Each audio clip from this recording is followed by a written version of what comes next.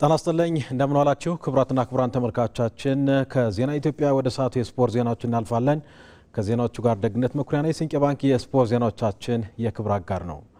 ለዓለም ዋንጫው ለመብቃት የደርሶ መልስ የመጨረሻ መርሃ ግብር ብቻ የቀረው ከ17 ዓመት በታች የኢትዮጵያ ሴቶች ብሔራዊ ቡድን ወደ ዛምቢያ ቀና።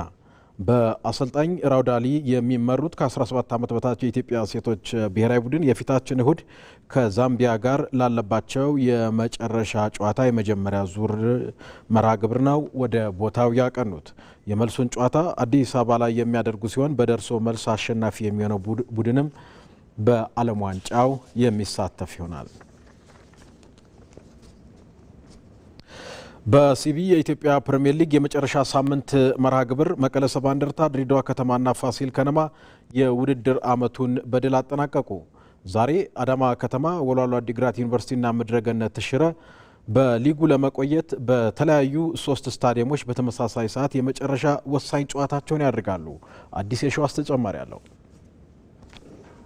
የሲቢ የኢትዮጵያ ፕሪሚየር ሊግ የመጨረሻ ሳምንት መርሃ ግብር ትላንት በተደረጉ 3 ጨዋታዎች ተጀምሯል። ቀድመው መውረዳቸውን ያረጋገጡት ድሬዳዋ ከተማና መቀለ ሰባ እንደርታ እንዲሁም ፋሲል ከነማ የውድድር ዓመቱን በድል አጠናቀዋል። በአዳማ ሳይንስና ቴክኖሎጂ ዩኒቨርሲቲ ስታዲየም 2 ጨዋታዎች ሲደረጉ ሻምፒዮኖችን ያገናኘው የፋሲል ከነማና የኢትዮጵያ መድን ጨዋታ በአጼዎቹ አሸናፊነት ተጠናቋል። ምሽት 12 ሰዓት ላይ በተደረገው ጨዋታ ፋሲል ከነማ በታምራት እያሱ ግብ አሸንፏል። ፋሲል ከነማ ውድድር ዓመቱን 55 ነጥቦችን በመያዝ ሲያጠናቅቅ የአምናው ሻምፒዮን ኢትዮጵያ መድን በጠባብ ውጤት ከሊጉ መቆየቱን አረጋግጧል። በሌላ የአዳማ ከተማ ጨዋታ ድሬዳዋ ከተማ አርባ ምንጭ ከተማን 2-1 ረቷል። አስራት ቱንጆና አብዲሳ ጀማል የድሬዳዋን የድል ግቦች ሲያስቆጥሩ መሪሁን መስቀለ ለአርባ ምንጭ ከሽንፈት ያልታደገችን ኳስ ከመረብ አገናኝቷል። በሌላ የመጨረሻ ሳምንት መርሃ ግብር ወደ ታችኛው ሊግ የወረደው መቀለ ሰባ እንደርታ ነጌሌ አርሲን 3-0 በመርታት ዓመቱን አጠናቋል። በአዲስ አበባ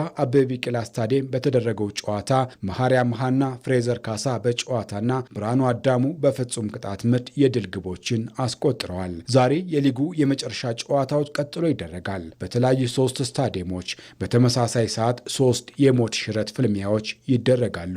አዳማ ከተማ፣ ወልዋሎ ዓዲግራት ዩኒቨርሲቲና ምድረገነት ሽረ በሊጉ ያላቸውን ቆይታ ለማስቀጠል የመጨረሻ ተጋድሎ ያደርጋሉ።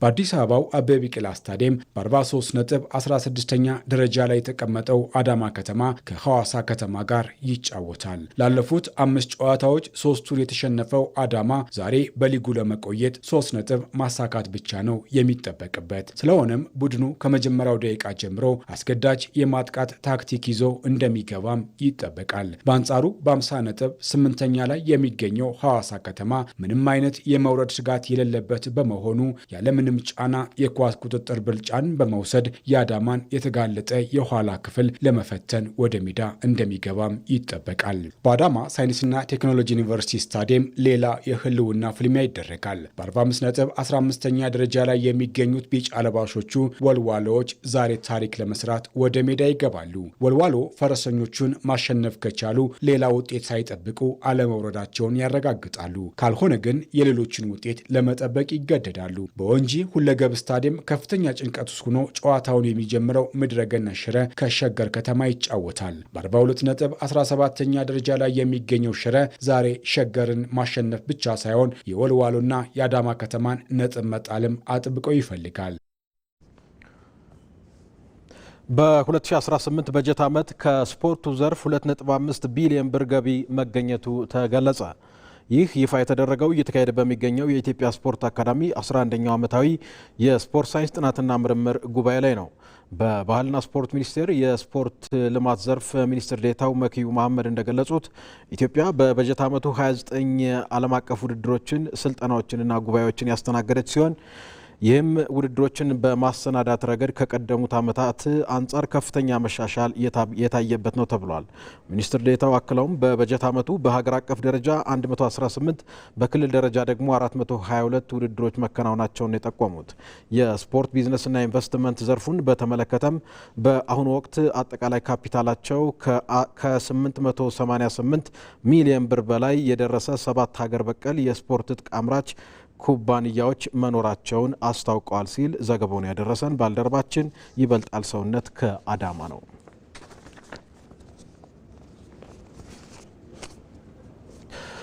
በዚህ ጉዳይ ላይ ቆይታ እናደርጋለን። ክቡራትና ክቡራን ተመልካቾቻችን ባልደረባችን ይበልጣል ሰውነት አዳማ ነው የሚገኘው። የኢትዮጵያ ስፖርት አካዳሚ 11ኛው ዓመታዊ የስፖርት ሳይንስ ጥናትና ምርምር ጉባኤ በአዳማ ከተማ እየተካሄደ እንደሆነ ቀደም ብዬ አንስቻለሁ። እዚህ ላይ ቆይታ እናደርጋለን። ይበልጣል እንደምን ዋልክ? በጉባኤው ላይ ምን ምን ጉዳዮች ተነሱ? የቀረቡ ጥናቶችስ በአጠቃላይ ምን ይመስላሉ የሚለውን ብታደርሰን።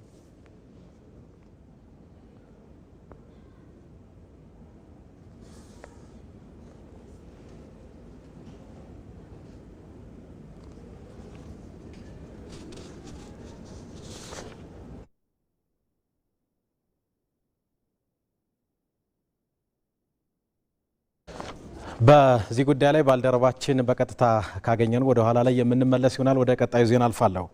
በቦክስ ስፖርት ረዥም ዓመታት ካሳለፉና ውጤታማ ከሆኑት መካከል ይጠቀሳል። ከኢትዮጵያ ሻምፒዮና እስከ ዓለም አቀፍ ውድድሮች ተሳትፎ ሜዳሊያዎችን አስመዝግበዋል። የአዲስ አበባ ፖሊስና የኢትዮጵያ ብሔራዊ ቡድን ቦክሰኛ መስፍን ብሩ የቦክስ ስፖርት አሁን ላይ በመነቃቃት ላይ ቢገኝም ይበልጥ ቢሰራበት ግን ዓለም አቀፍ ውድድሮች ላይ ውጤታማ መሆን እንደሚቻል ይናገራል። ባልደረባችን ሀና ታሪኩ ከቦክሰኛው ጋር ቆይታ አድርጋለች። ከራስ አንደበት እንከታተል። ዋና ሳጅን መስፍን ብሩ እባላለሁ። የአዲስ አበባ ፖሊስ ቦክሰኛና የብሔራዊ ቡድን ቦክሰኛ ነኝ። ቦክስ ስፖርት የጀመርኩት በ11 ዓመቴ ነው። ጓደኛዬ ለመጀመሪያ ጊዜ ስፖርት ማዕከል ይዞኝ ሄደ። ከዛ በኋላ ህይወት የሆነ ካለፈው በአንጻራዊነት አሁን ይሻላል። በአመቱ እኛ በ4 ዓመት የመጀመሪያ አካባቢ ረጅም ከዚህ በፊት የነበሩት ጊዜዎች በ4 ዓመት አንድ ጊዜ ነበር ውጪ ኢንተርናሽናል ጌም የምናደርገው። አሁን ግን በርካታ ጌሞችን በአመት ውስጥ እያደረገን እንገኛለን። እንደ ናሽናል ቲም በርካታ ድሎች እየመጡ ነው አሁን ላይ።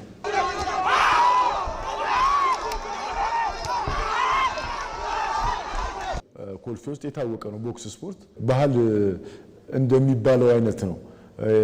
ወደ ሌላ ቦታ ግን ፖቴንሻሉ አለ፣ ኢነርጂው አለ፣ ግን የስፖርት ማዕከላት የሉም።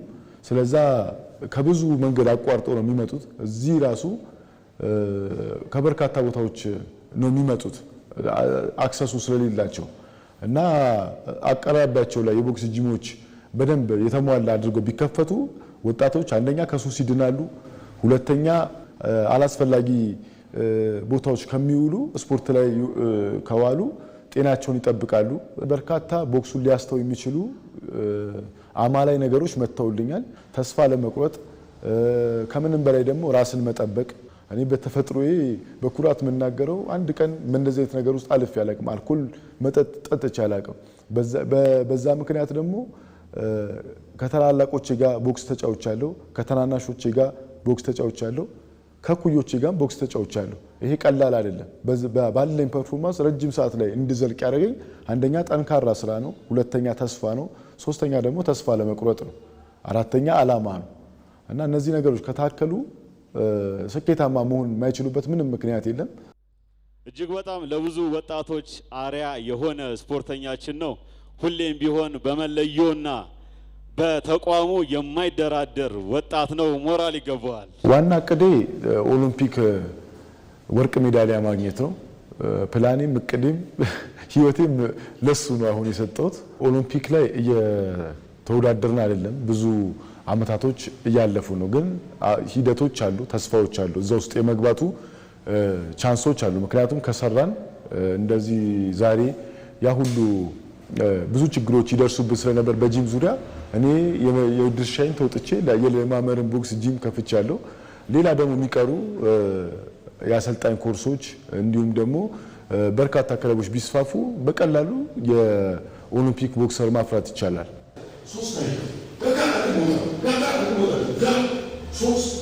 ፌዴሬሽኑ የውጭ ድሎችን አብሶ የውጭ ቦክሰኞችን ዓለም ምን ላይ እንዳለ ያሉ ቦክሰኞችን ከትልልቅ አገር ከሚባሉ ቦክሰኞች ወደዚህ ሀገር መጥቶ የስልጠና ሁኔታ የልምድ ልውውጥ ቢደረግ፣ ጂሞች እንደዚህ ደግሞ ከመንግስት ደግሞ ጂሞች ቢከፈቱ። ምክንያቱም በየቦታው የኳስ ሜዳዎች ሲሰሩ እናያለን። የቦክስ ሜዳ ደግሞ እየተሰራ አይደለም። የቦክስ ኢንዶር ስፖርት ነው፣ ቤት ውስጥ የሚሰራ ስፖርት ነው። ለዛ የሚሆን ቦታዎች እየተሰጡ አይደለም እና መንግስታችንም ይህን ነገር እንዲያስብበት እንቀጥላለን። ክቡራትና ክቡራን ተመልካቾቻችን ቀደም ብለን ወደ አነሳነው ጉዳይ ነው የምናልፈው። የኢትዮጵያ ስፖርት አካዳሚ 11ኛ ዓመታዊ የስፖርት ሳይንስ ጥናትና ምርምር ጉባኤውን በአዳማ ከተማ እያካሄደ ይገኛል። ባልደረባችን ይበልጣል ሰውነትን አግኝተነዋል። አሁን ወደ እሱ ነው በቀጥታ የምናልፈው። ይበልጣል እንደምን ዋልክ? ጉባኤው ምን ጉዳዮችን አነሳ? የቀረቡ ጥናቶችስ ምን ይመስላሉ የሚለውን አጠር አድርገህ ብታደርሰን። አመሰግናለሁ ደግነት፣ እንደምን ዋልክ? ጉባኤው እንግዲህ የተለያዩ ጉዳዮችን ዳስሷል። 12 ጥናቶች ለተሳታፊዎች ቀርበው ውይይት እየተደረገባቸው ነው። በዋነኝነት የቀረቡት ጥናቶች ደግሞ አንደኛው የስፖርት ዲፕሎማሲን ሀገር በምን መልኩ እየተጠቀመችበት ነው፣ መስተካከል ያለባቸው በጥንካሬ መሰራት ያለባቸው ጉዳዮች ምንድናቸው በሚለው ነው። በተለይም በስፖርት ዲፕሎማሲው ከቅርብ ዓመታት ወዲህ ጠንካራ የሚባል እንቅስቃሴ እንደተደረገ በዘንድሮ የበጀት ዓመት እንኳ 29 ዓለም አቀፍ ውድድሮችን ስልጠናዎችንና እንዲሁም ደግሞ ጉባኤዎችን ኢትዮጵያ እንዳሰናዳችና ከዚህም በርከት ያለ ገቢ እንደተገኘ ተነግሯል። ነገር ግን በድክመት ደረጃ አሁንም ይህንን ዘርፍ አዘምኖ መንቀሳቀስ ራሱን የቻለ ግብረ ኃይል ተቋቁሞለት መንቀሳቀስ እንዳለበት ተነስቷል። ሌላኛው የብሔራዊ ስታዲየሞች አደረጃጀትና አስተዳደር ጉዳይ ነው። ብሔራዊ ስታዲየሞች አደረጃጀታቸውና አስተዳደራቸው አሁን ላይ ነባራዊ ሁኔታቸው ምን ይመስላል፣ ዓለም አቀፍ ተሞክሮችስ ምን ይመስላሉ፣ ምክረ ሀሳቦች ደግሞ ምን መሆን አለባቸው የሚሉት ጉዳዮች ተዳስሷል። ብሔራዊ ስታዲየሞቻችን እንግዲህ ደካማ አስተዳደር ስርዓት እንዳላቸው፣ ዝቅተኛ ገቢ እያስገቡ እንደሆነ፣ የህዝብ ተደራሽነት ውስንነት እንዳለባቸውና ሙያዊ የሰው እጥረት እንዳለባቸው፣ ከዚህ ባሻገር ደግሞ በመንግስት በጀት ላይ እንደተንጠለጠሉ፣ ገቢ ከሚያስገቡት ገቢ ይልቅ የሚያስወጡት ወጪ አሁን እየተበራከተ እንደመጣና በብዙ መንገድ መቀረፍ ያለባቸው ችግሮች እንዳሉ በመድረኩ ተነስቷል። ጥናቶች አሁንም እየቀረቡ ነው። ሌሎች ተጨማሪ ጥናቶችም ይቀርባሉ። በሌላኛው የዜና ወጃችን ደግሞ ምን ተባለ፣ በተጨማሪስ ምን ተነሳ የሚለውን ይዘን የምንመለስ ይሆናል። እናመሰግናለን ባልደረባችን ይበልጣል ሰውነት ከአዳማ ላደረስከን መረጃ። መልካም ቀን ይሁንልህ። ክቡራትና ክቡራን ተመልካቾቻችን እንቀጥላለን። ወደ ውጭ መረጃዎቻችን ነው የምናልፈው። የዓለም ዋንጫን እናገኛለን። በዓለም ዋንጫ የጥሎ ማለፍ ጨዋታ እንግሊዝ ዲሞክራቲክ ሪፐብሊክ ኮንጎን፣ ቤልጅየም ደግሞ ሴኔጋልን ከመምራት ተነስተው አሸንፈዋል። ጨዋታው ከባድ ቢሆንም በማሸነፋችን ተደስቻለሁ ሲሉ የእንግሊዝ ብሔራዊ ቡድን አሰልጣኝ ቶማስ ቱሄል ተናግረዋል። አሜሪካም ቦስኒያ ሄርዞጎቪናን በመርታት 16ቱን ተቀላቅላለች። ሀና ታሪኩ ተጨማሪ አላት። ሁለቱ የአፍሪካ ተወካዮች ዲሞክራቲክ ኮንጎና ሴኔጋል እየመሩ ውጤት ማስጠበቅ ተስኗቸው ከታላቁ መድረክ ለመሰናበት ተገደዱ። ከ52 ዓመታት ቆይታ በኋላ ወደ ዓለም ዋንጫው የተመለሰችው ዲሞክራቲክ ኮንጎ እንግሊዝን ፈትና ብታመሽም በመጨረሻ እጅ ሰጥታለች። በአታላንታ ስቴዲየም ከ68 ሺህ በላይ ተመልካቾች በታደሙበት ጨዋታ ብራያን ኪፓምቤ ሲፔንጋ ዲሞክራቲክ ኮንጎን ጨዋታው በተጀመረ 7ኛው ደቂቃ ላይ ቀዳሚ አድርጎ ነበር። ከግቧ መቆጠር በኋላ ሶስቱ አናብስት ወደ ጨዋታውን ለመመለስ ማጥቃት ጀምሩም የዲሞክራቲክ ኮንጎን የግብ ዘብ ሊዮናል ሚፓሲን ይዛው የተሞከሩ ያለቀላቸውን ኳሶች በድንቅ ብቃቱ እያዳነ ለሀገሩ አዲስ ታሪክ ተፋለመ። ለውትሮም ቢሆን ስብስባቸውን መጠቀም አልቻሉም ተብለው በእንግሊዛውያን በቀድሞ ተጫዋቾች ከትችት ያልዳኑት አሰልጣኝ ቶማስ ቱሄል በባየር ሙኒኩ የግብ አዳኝ ሃሪኬን 2 ግቦች ታግዘው የአፍሪካዊቷን ሀገር ልፋትን መና አስቀርተውታል። የባየር ሙኒኩ አጥቂ በዘንድሮ የዓለም ዋንጫ ያስቆጠራቸውን ግቦችም 5 ሲያደርስ በአጠቃላይ ደግሞ 13 የዓለም ዋንጫ ግቦች ላይ ደርሷል። የእንግሊዝ ወሳኝ የድል ግቦችን አስቆጥሮ የጨዋታው ኮከብ የተባለው ሃሪኬን የዲሞክራቲክ ኮንጎ ግብ ጠባቂን እንዲህ ሲል አድናቆትን ገልጾለታል። እኛ በዘንድሮ የዓለም ዋንጫ በከፍተኛ ሁኔታ ያጠቃንበት ጨዋታ ነበር፣ ነገር ግን ግብ ጠባቂው የማይታመኑ ሙከራዎችን አድኖብናል፣ እሱም አድናቆት ይገባዋልም ብሏል። በመጀመሪያዎቹ 20 ደቂቃዎች ደካማ እንቅስቃሴ ነበር ያደረግነው ብዬ አስባለሁ፣ ግን ወደ ጨዋታውን ለመመለስ ያደረግነው ተጋድሎ እጅግ አስደናቂ ነበር። ጨዋታው ከባድ ቢሆንም በማሸነፋችን ግን ተደስቻለሁ ሲል ከድሉ በኋላ አሰልጣኝ ቶማስ ቱሄል ተናግሯል። እንግሊዝ በመጨረሻው 16 ጥሎ ማለፍ የጣምራ አዘጋጇን ሜክሲኮን ትገጥማለች። ቤልጂየም በአስገራሚ ድራማ በታጀበው የጥሎ ማለፍ ጨዋታ ሴኔጋልን አሸንፋ ወደ ቀጣዩ ዙር የተሸጋገረች ሌላኛው ሀገር ናት። 15ኛ የዓለም ዋንጫ ተሳትፏን እያደረገች የምትገኘው ቤልጂየም እስከ 85ኛ ደቂቃ ድረስ ሀቢብ ዲያር እና እስማኤል ሳሪ ባስቆጠሯቸው 2 ግቦች በሴኔጋል 2-0 ብትመራም ሮሜሎ ሉካኩና ዩሊ ቴሌማንስ የአውሮፓን ተወካይ አቻ አደረጉ። መደበኛው 90 ደቂቃ በዚህ ውጤት በመጠናቀቁም ጨዋታው ወደ ጭማሪ 30 ደቂቃ አምርቷል። በጭማሪ ደቂቃውም ዩሪ ቴሌማንስ ራሱ ላይ በተሰራው ጥፋት የተገኘውን ፍጹም ቅጣት ምት ወደ ግብነት በመቀየር በአስገራሚ ድራማ የታጀበውን ጨዋታ ቤልጂየም 3-2 እንድታሸንፍም አድርጓል። ሴኔጋልን ደግሞ አንገት አስደፍቷል።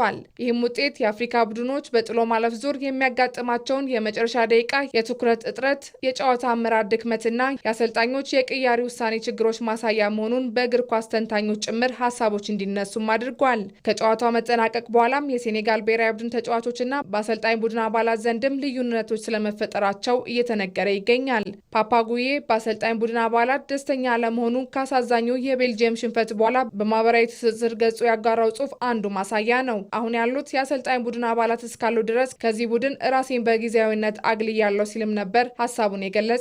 ጣምራ አዘጋጅ ከሆኑት መካከል አንዷ የሆነችው አሜሪካ በመጨረሻው የምድብ ጨዋታ በቱርክዬ ከመሸነፏ ውጪ በርካቶችን ያስደመመ ብቃትን እያሳየችም ትገኛለች። ቦስኒያን የገጠመችው አሜሪካም 2-0 በሆነ ውጤት በማሸነፍ በተከታታይ ለሁለተኛ ጊዜ በዓለም ዋንጫው ወደ መጨረሻው 16 ውስጥ ተሸጋግራለች። ፍሎሪያን ባሉገን እና ማሊክ ቴሊማን ያዘጋጇን ሀገር በውድድሩ እንድትቆይ ያደረጉ ወሳኝ ግቦችን ያስቆጠሩ ተጫዋቾች ናቸው። በጨዋታው ግብ አስቆጣሪው ፍሎሪያን ባሉገንም 64ኛው ደቂቃ ላይ በቀጥታ ቀይ ካርድ ከሜዳ ቢሰናበትም አሜሪካኖች ግን ውጤት ከማስጠበቅ ያገዳቸው አልነበረም። በማሪሲዮ ፖቼቲኖ እየተመራች ድንቅ ጉዞን እያደረገች የምትገኘው አሜሪካን ቤልጂየምን ትገጥማለች። ዛሬ ምሽት የሚደረጉ የዓለም ዋንጫ ጨዋታዎችን ጨምረን ከደቂቃዎች በኋላ 7 ሰዓት ላይ በኢቲ መዝናኛ ከተጨማሪ ዜናዎች ጋር እንገናኛለን። ደግነት መኩሪያ ነበርኩ። በሰላም ዋሉ።